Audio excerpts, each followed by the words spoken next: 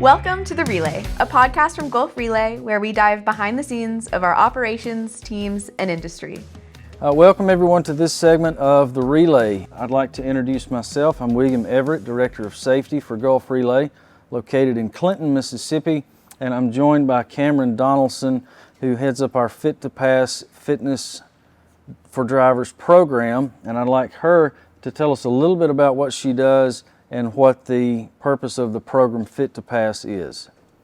Okay, so again, my name is Cameron. What is Fit to Pass? I guess we could say this is like a support system for drivers while they are on the road. Of course, they are making sure that, of course, their equipment is safe and while they're driving, safe for others, but no one takes care of them when they are, on the road, away from family, et cetera, et cetera. So this is a way that we can support them, whether it be health goals, drinking water, tying your shoes differently, big goal, small goal, to take care of themselves while they are on the road.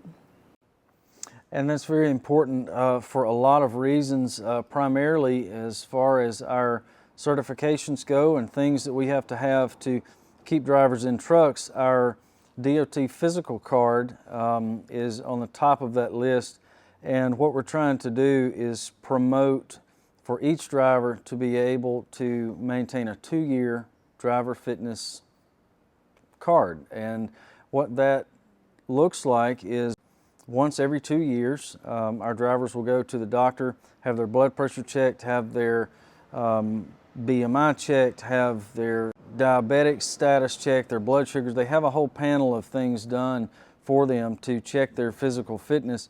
And sometimes drivers are not able to obtain a 2-year card, is what we call it. So they are forced to, for instance, if their blood pressure is not within the parameters of what it needs to be, they can only have a 1-year card. And if their health condition or their numbers are serious enough, they can have even down to a 90-day card. And in some instances, it can actually go less than that. It depends on the examining physician. So depending on your level of health care for yourself, that depends on how many miles you're able to run, how often you have to take off work to go to the doctor, and it affects in everything that we do here from start to finish. So if our drivers are not in good physical and mental health, nothing else is going to be in the best shape that it can be. So it truly is a driver-centric industry. And that starts with driver health, So what are some basic ideas and activities that Fit to Pass and you have passed along to our drivers? For instance, you mentioned water. What do you recommend for each person as far as their hydration each day? And are there any activities that drivers can get into while they're in their daily practices of driving, operating, loading, unloading, dropping, hooking, etc.? What are some things that they can do to stay active, keep their blood flowing, and talk a little about hydration practices? All right, so the daily amount that we need would be 64 ounces, depending on, usually you'll see guys with like these big jugs or like just a gallon of water. That's usually the daily intake that we try to or put out there. As far as exercises that they can do around the truck, it can be included in their pre-trip or post-trip, but basically as they are circling the truck, you could do things as step-ups, where you're stepping up and down on the truck. You can do push-ups off the truck. 33 laps around the truck is a mile. So sometimes, I guess when you're parking away from the gas station or the truck stop, parking away farther, that's just getting extra steps in the day. But I'm trying to see what else. Tricep push. Well, you can work your triceps on the truck, and you can also use the bay or the bay bed that's in there as well to do yoga, stretches, anything. I mean, we're not asking you to do like a full hit workout, 30-minute, 45-minute. But if you can stretch, just stretching along before a drive, before you're sitting for that period of time, does wonders. As far as stretching, what is the purpose of stretching other than, the yawn stretch? I'm tired, I've been sitting here. What's the purpose of a good stretch and walking, just taking a lap around the truck? What's the purpose of getting moving? Okay, so basically blood flow, excuse me, and also when it is in colder months, our muscles tend to get shorter, so they're usually, I wouldn't say not as warm. We are warm, but there's tendency for more what's the word, accidents.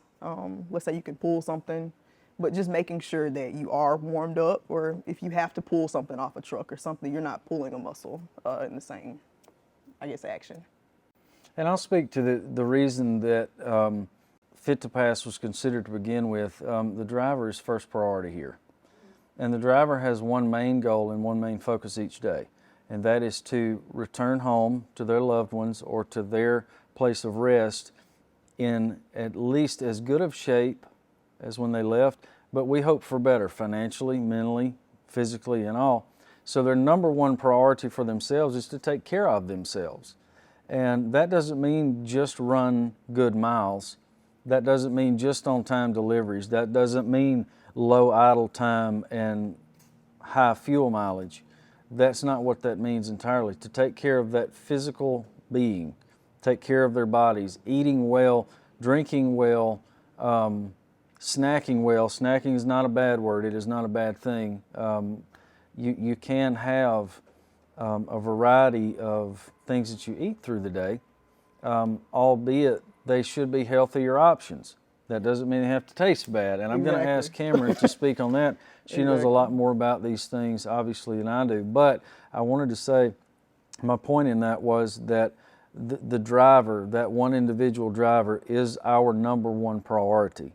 For the safety department, for Fit to Pass, that's the reason we're here. So we wanted to offer options, and not just A, B, or C. There are tons and tons of options and varieties of meal planning and ways to stretch and things that can suit every age, every shape, every gender, every race. It can cover a whole group. And what I would ask you to speak on next are some of those options and varieties of snacks and meal choices, and speak on how those are all goal-based and goal-related for the individual. Okay, yeah, I would say drivers do have to take the extra mile with that joke, but they really do have to Y'all take see the what she extra did mile. there? That was good. Seriously, because like when you go, the hours that they drive, think about just late at night, half the things that are open are either fast food. You can't just be like, okay, this is my night like salad or something. Like you can't unless you have it prepared. So it's either you have to look for them or, I mean, like when you go into these truck stops, I do tell the drivers like, okay, if you do see peanuts or if you do, like let's say you want something savory, peanuts would be a good choice, cashews, but you have to look for them. They may be a little dusty because the hot dogs are gonna be there. Anything that's a quick fix is gonna be there. So while you are on the road, I would say the things that you're fueling yourself with. So think about your white rices, white breads. These things can break down into sugar and they make us feel sluggish. So when you are choosing options, make sure it's like, it looks brown rice, wheat bread. They may not taste the best, but they give you a little more bang for your buck when it comes to energy. Having the itis after a meal is very true.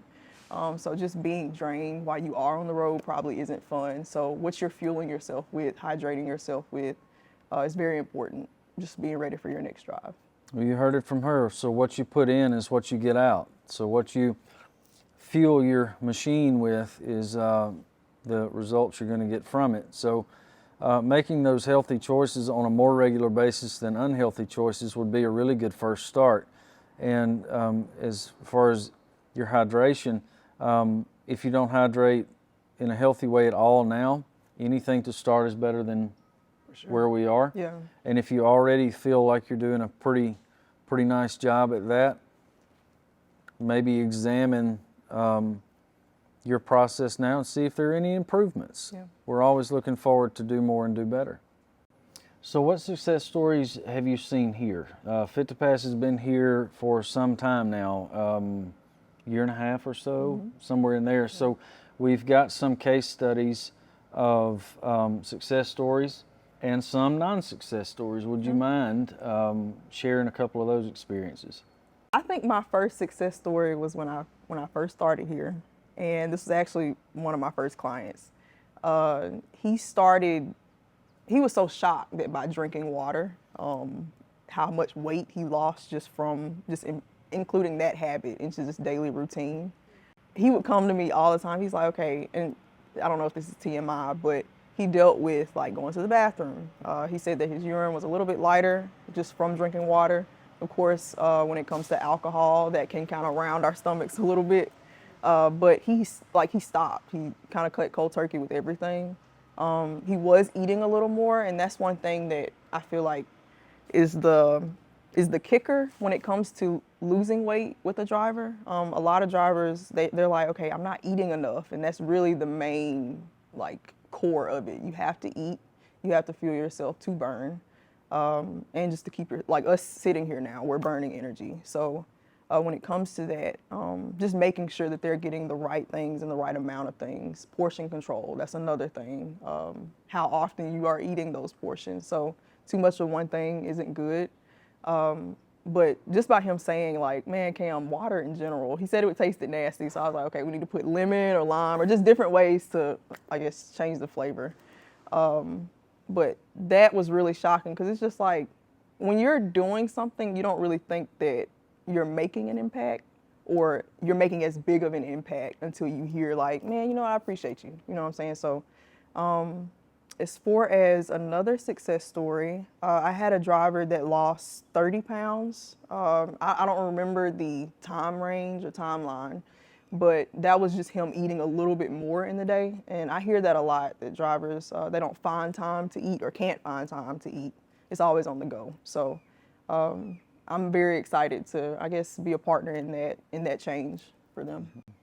Yeah. It's a big deal to watch somebody else go through a life change and to know that you helped with those practices and to help them find their best person. For sure. And to help them live their best life, because, you know, when we feel better, we do better. Yeah. And when we know better, we have the capability of doing better and making better decisions. And what she's done is educate. She's very much so an educator and a teacher. And she passes knowledge forward that, you know, who knew that you had to eat to lose weight? Yeah. That doesn't make sense. I mean, the drivers are the faces that I get. It's like, it's fun to me to make drivers feel like their mountains aren't that big. So I say that all the time, but they'll be like, really, that's all I gotta do? And I'm like, yeah, just keep consistent at it though. Like, we have to show up every day for ourselves, so. Give me 3 points that every single person that ever watches this can follow on a daily basis to make improvements.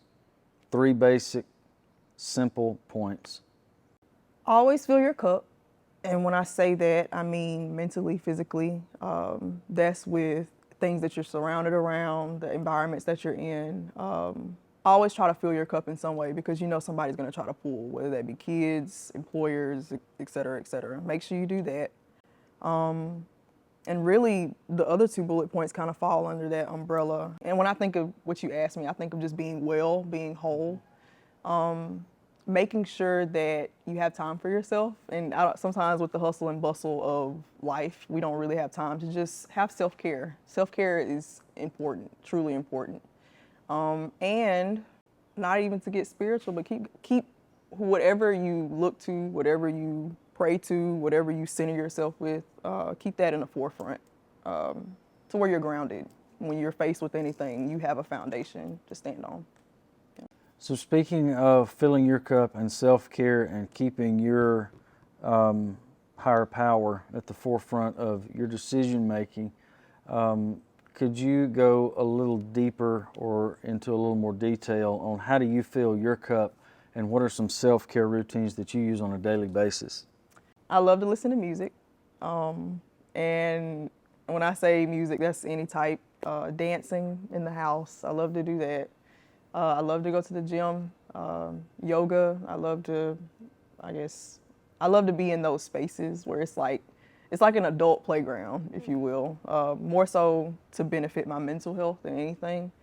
And I guess trying new foods. I've had a chance to just try different smoothies. Like, I'm literally trying to implement different things, especially in the morning time, because I try to do a little bit better with breakfast. But I think my favorite thing now is probably self-care wise, making sure that I'm eating consistently. So that's with my smoothie kind of journey right now in the mornings. But I think those are my top three. Yeah. So Cameron, thank you for spending some time with us and helping us understand different ways that we can get further down the road.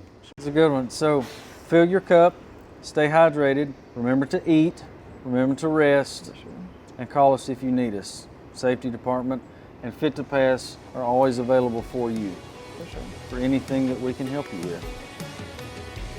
Bye.